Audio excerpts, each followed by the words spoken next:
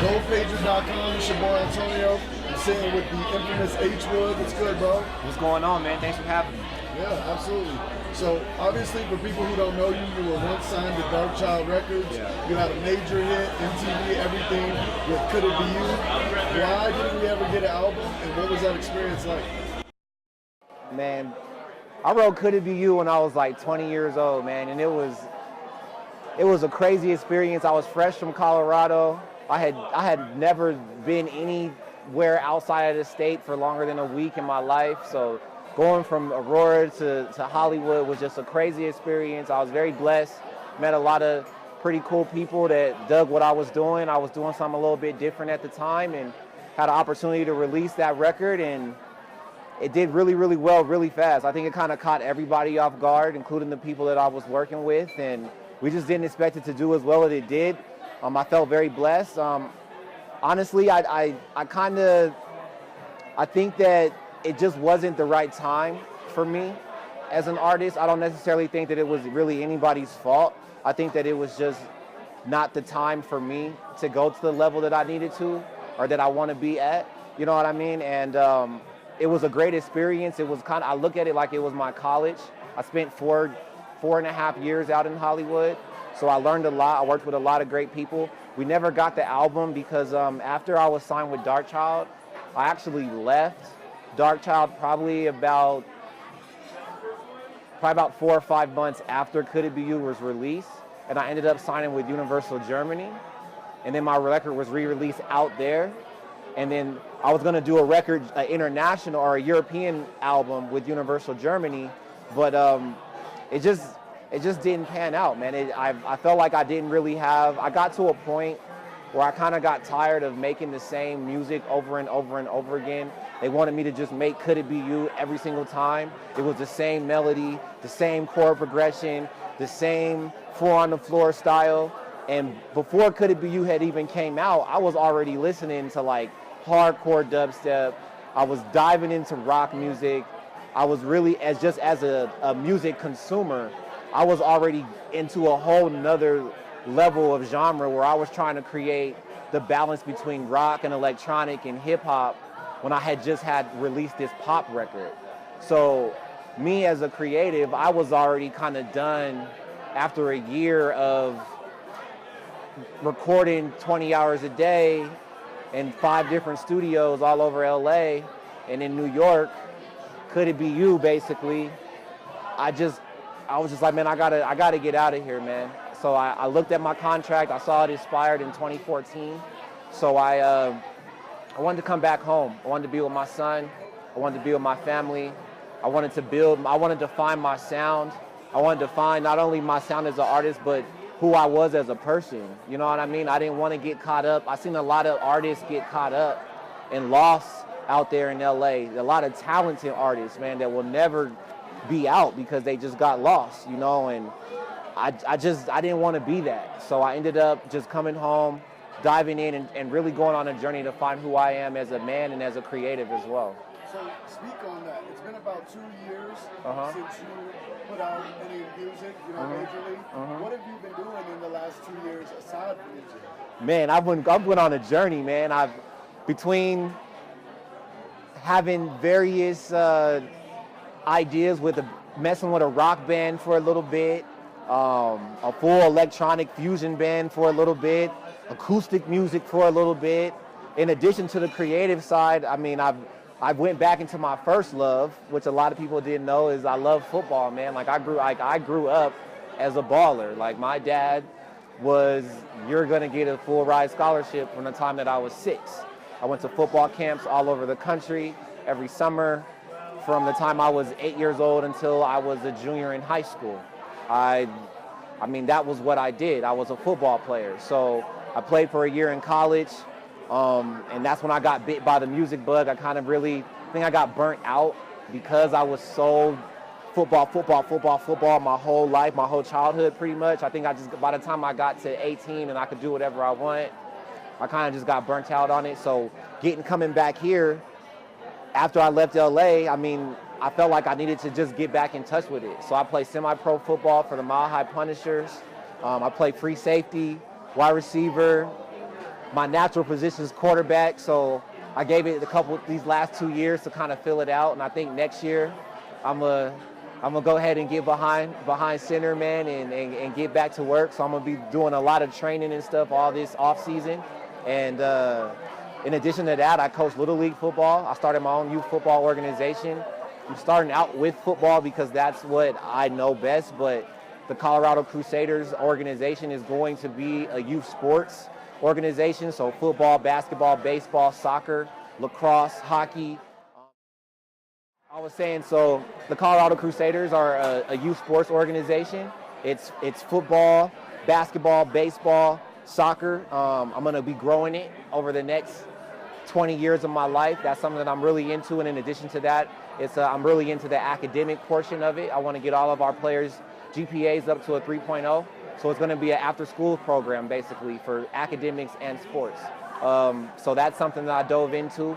I've been coaching and running the organization as a president. I work with about 30 to 40 kids now, all in the city of Aurora. So I'm doing that, playing ball, in the studio, creating crazy stuff, and just living, man, enjoying my life, finding who I am. So you kind of touched on this earlier. You mess with a lot of genre blending. Obviously, that's because you're into a lot of other types of music. Tell us where those influences came and what you're really into. So, I mean, a lot of people think that it's like a tactic or a strategy, or that it's like, oh, I just want to be different. But real talk, like my first favorite artist was Andre 3000. Following Andre 3000 was Lenny Kravitz. Following Lenny Kravitz, I got a little bit older, and it was Bob Marley. Then it went from Bob Marley to Jimi Hendrix.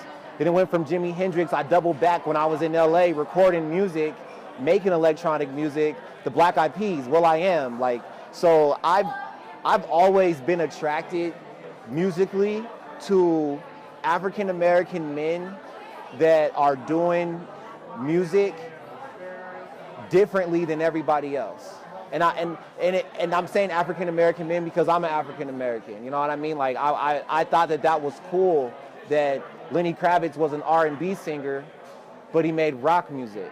I thought it was crazy that Andre 3000. I grew up on Outkast, and then when he dropped a solo, I was waiting for the solo album, like doing chores every day. I was 15 years old, waiting for the Love Below, and he's singing on it. Hey Ya was the first single. That blew my mind, and that was before I was rapping. That just blew my mind. I thought he was gonna come out with the hardest rapping album, and he was singing the whole time. Like, that blew my mind. Jimi Hendrix, the fact that he created the guitar how we hear it today with the effects, like will.i.am and his genius. Like, I'm really influenced and attracted and into innovative artists and that aren't bound by genre. So if you go to my SoundCloud, official H Wood on SoundCloud, if you go look at my likes and you go through my likes section, there's literally every genre you could think of from the last 5 years. Like, go there and you'll know exactly who I am. Like, that's it. So what's interesting is you were kind of trap soul before trap soul. You were doing the genre blending, but talk to us about this new music. What should fans expect of the new music? Oh man, this new music, it's literally, I feel like right now I am at the peak of, like, I feel like I could do whatever I want musically. I feel like I've tried so many different genres that this album is literally getting ready to be not only the best, the most collaborative genre project I've ever done, but it's also going to be the most inspirational, the most motivational, because I know who I am and I know what I want my message to be. I don't really want to represent anything else other than the fact that doubt kills. I'm trying to kill my doubt. I'm trying to kill your doubt. I'm trying to kill the doubt that you have for me. I'm trying to kill the doubts you have in yourself. I'm trying to kill the doubt that people doubt you and then people that doubt them. I just want to kill everybody's doubt. That's what I want to do musically. So you have the video Empire out. Tell us about that. Who shot it? What was the idea behind it? Okay. So Empire was literally something that I actually wrote 2 years ago, and it's funny because I kind of got in like an argument with my ex-girlfriend, and she was kind of hinting at the questioning of my dedication to music and football and Little League football and all these things that I'm doing. She was kind of questioning, like, why are you doing these things when you could just go, you're smart enough, you can go get a super dope 9 to 5 and like chill and enjoy your life. And the answer in my head, because I'm a nice man, you know what I mean? I let her run with it. But when I went into my writing, the answer to her was, girl, watch me build an empire. And so that's where the whole song came from, was basically me responding in an argument. And once the song was created, when it was time for a video 2 years later, I couldn't work with nobody else but Jonathan Martin of Black Sock Productions.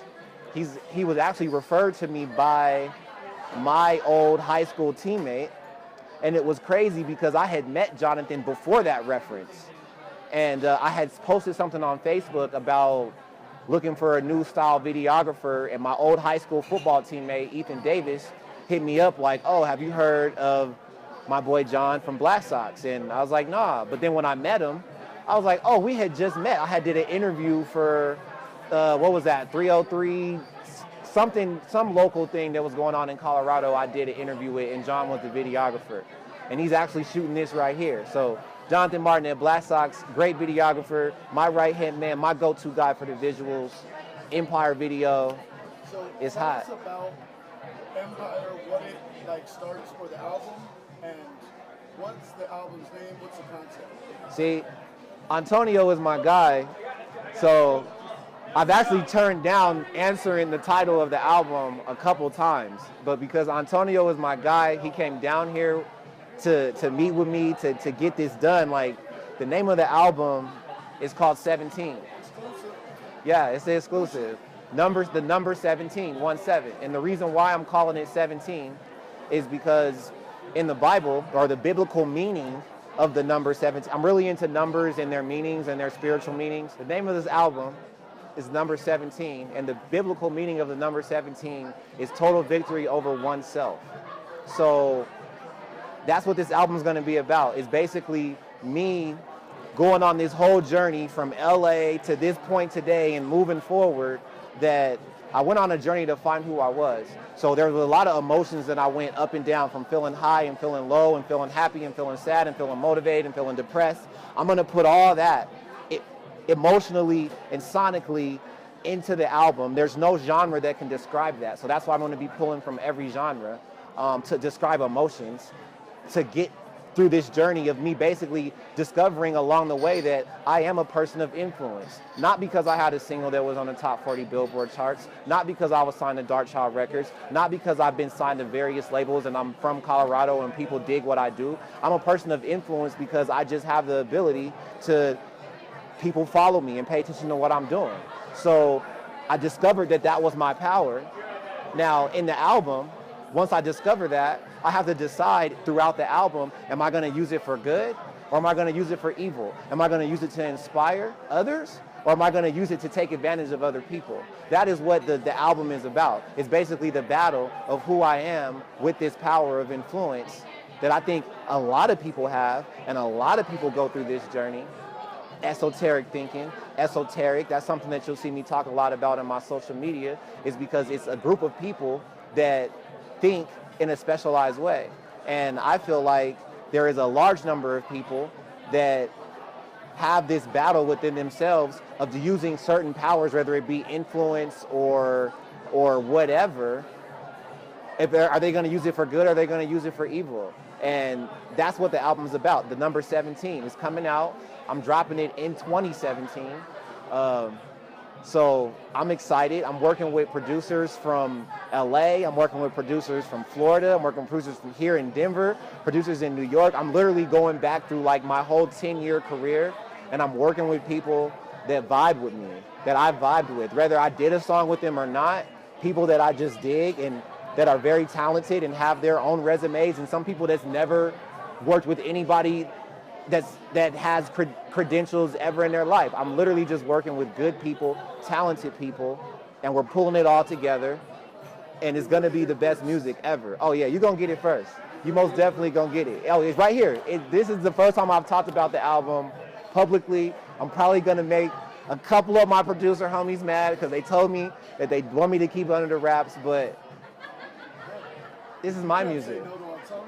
And I can't say no to O, man. O he holds me down. So exclusive right here. H-Wood 17 coming soon, 2017. Stay tuned. Empire right now. Go to YouTube, check it out. I'll be dropping it on iTunes probably at the end of the summer. And I'm gonna drop one more single and one more video at the end of the summer as well. So. Do you know the name of the single yet? I do, but I'm gonna hold that one. I'll tell you after. You heard it here first. GoPager.com. Yeah, GoPager. That's what's up. Thank you guys so much. Appreciate you having me. H-Wood, I'm sure all my social medias and everything's been popped up. Be who you are. Love yourself. Don't have doubt. If you have doubt, that means you should do it. 100%. Have no fear. Love yourself. Love others. Stop all this negativity. It's enough going on in the world, man. Be positive. Be a light. Let's do it. H-Wood.